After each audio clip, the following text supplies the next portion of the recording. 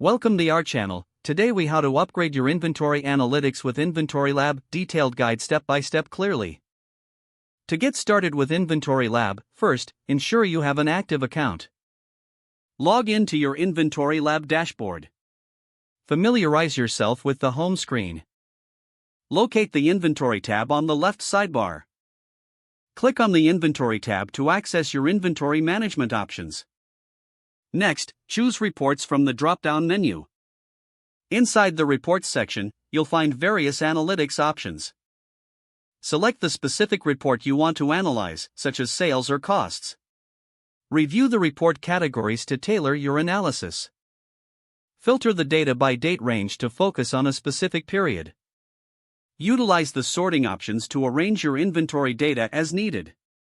Take note of key performance metrics like sales velocity and profitability.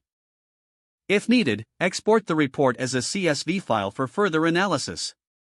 Return to the dashboard and navigate to the Tracking tab. Set up your tracking preferences, including restock levels and reorder alerts.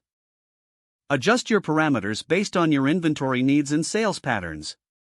Save any changes you make to your tracking settings.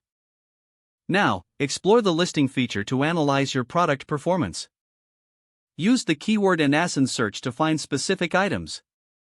Analyze the data presented, focusing on metrics that matter most to your business. Consider using the product research tool for comprehensive market insights. Enter desired criteria to find profitable products relevant to your niche.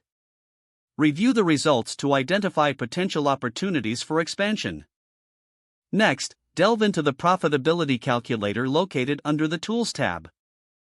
Enter your costs and expected selling price for accurate profit calculations.